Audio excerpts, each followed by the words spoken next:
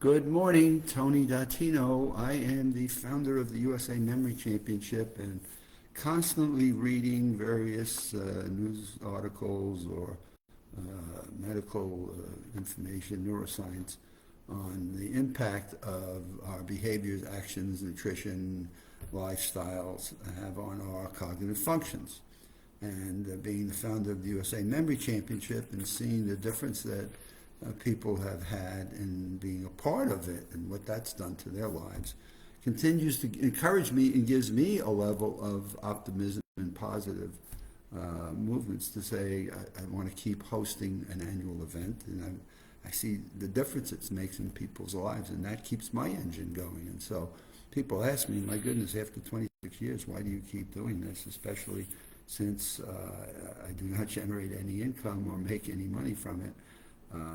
But here I continue to read different periodicals, newsletters that I subscribe to that just keep me motivated and inspired to make a difference in people's lives. So here I am reading the January 2026 issue of Mind, Mood, and Memory, which is put out by Massachusetts General Hospital, which I just continue to find this newsletter to just be extraordinarily informative and worth reading and subscribing to. So here we go. Positivity and optimism may protect your memory and thinking skills. Well, our cognitive functions is important to me. If there's one thing I've learned in the years of talking with people that have done the work that I've done, which is now approaching 30 plus years, it's people worry about living longer but not knowing what their brains are doing and not knowing if they can remember people's that are important to them, family members and names of people. And so people want to live longer only if their memories are working. So here's an article that comes along that says, positivity and optimism may protect your memory and thinking skills.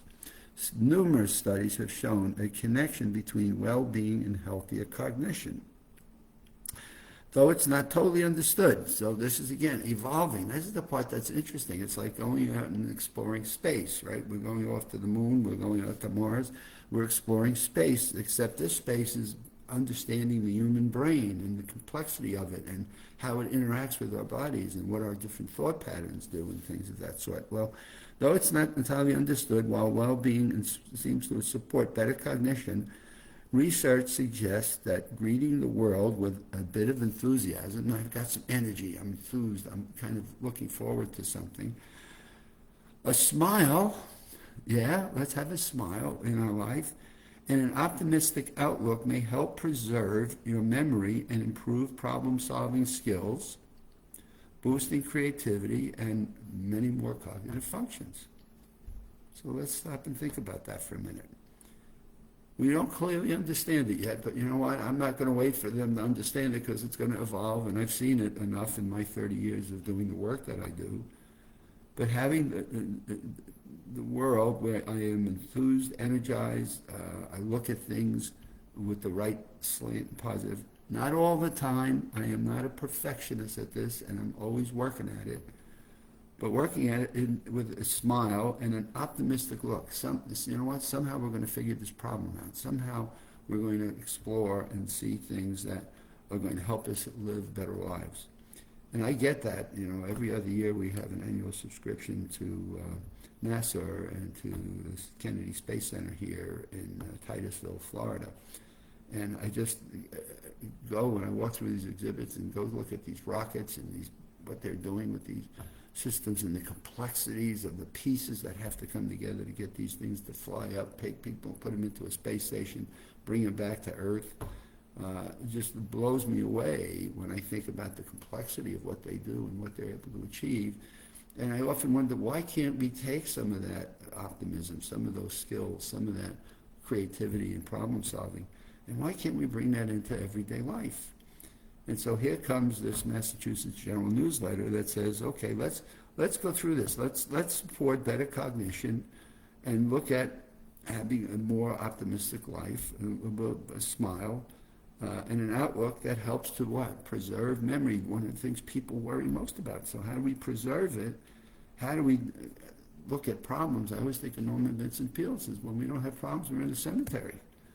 Well, let's not be in the cemetery. Let's think about, some of the problems we have in our life, and maybe we need to talk with someone. Maybe we have to get another person's perspective on some of the challenges that we face. Maybe there's just another way of looking at it that maybe has a solution. Maybe somebody else has explored. I can't tell you how many times you share things with people, and people, you have that problem too? And it's like, when we have problems, sometimes people tend to withdraw and hold those problems to themselves, like, God, I'm the only person in the whole world that's got this problem. Well, maybe not.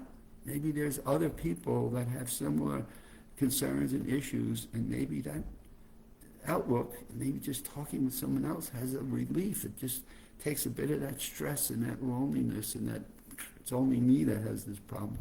And it's amazing how many people think that, as I have found over the years. Well, sharing it with someone else, having problem-solving skills, boosting creativity, and many more other cognitive functions in terms of focus and concentration, communication, relationships, and how you build relationships with people, all from this notion of, gee, let me just look at things with a different perspective.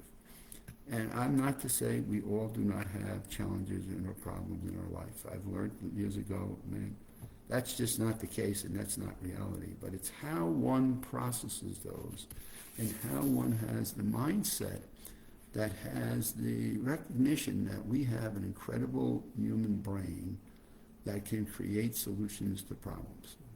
My space programs, every time I go there, my goodness, I say, there's evidence to me that people are figuring out how to get people off and do these things that are incredible, and how that research can help better mankind and humans on planet Earth.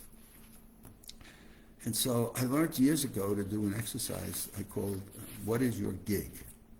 What is your gig? As a way of helping people to begin to take some actions that begin to help them to look at where their gig is and how they may begin to make some small changes to it that are not overwhelming, but that are so simple, that has literally demonstrated to me the changing of thousands of lives and how people go about living their day-to-day. And so let me tell you what the gig is. Recognize that our brain has an incredible amount of thinking capacity. And the gig determines what and how we direct that thinking capacity. So what does gig stand for? The inputs that we put into our brain that generate the thoughts that we have and the synergy of our thinking patterns and how we go about a day or an hour or a week. And the question becomes, what direction do you send your gig? Meaning, what inputs are you putting into this synergy that's got enormous thinking capacity? So one has to ask themselves a question. What do I put in my first position G? If it's garbage, input into a brain that has infinite thinking capacities, then garbage into a brain that is in that synergy of thought grows garbage. Gig. Garbage in, garbage will grow. So the question I ask people is, what are the first thoughts that you have when you wake up in the morning? Where's your gig? What do you do when you get home at the end of the day and sitting around with family, and what are you talking about? What's your first position gig that you put out onto the dinner table? Is it, hey, how miserable my day was, let me tell you about these problems, let me tell you how the world is falling apart? Garbage in, garbage will grow.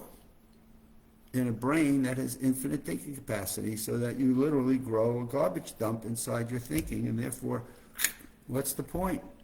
The world is falling apart. Now here's the amazing part with humans. We can change that first position. Gee, we have that a power and the ability to take garbage and make it good. And good in and good will grow. So the question becomes in the morning or in the evening, a first position gig in the morning, what are some good things I plan to do today? What's something that I'd like to do today that's good, that I can make a difference in the world, a difference in my work, difference in my family, difference with my friends? Where's a place that I can go where I can generate some good, so that at the end of the day, when it's time to sit down and recap my day's activities, what are some of the good things that I've been able to accomplish today? Some of the things that brought a smile to my face. Some of the things that gave me a boost of energy, that where I felt like I was making a difference. So what are some of the things at the end of the day that you can talk about at a dinner table or with a friend or making a phone call that really brought a level of good to your life? And here's the power of gig. Good in and good will grow, and you'll be amazed at what you'll be able to achieve and accomplish just with that little shift in acknowledging, yeah, I have some things I have to deal with that maybe aren't so good, but let me focus on the power I have to bring good into my thinking, into my creativity, and grow. Great, good. And I almost gave you a tip on my next session because I'm going to leave you to think about it. So tell me about your gig and the power of what you can do with it if you just get one other small change into your gig. And I'll hold that for my Friday session because there's so much more in this article that I want to share with you. And that will start on Friday.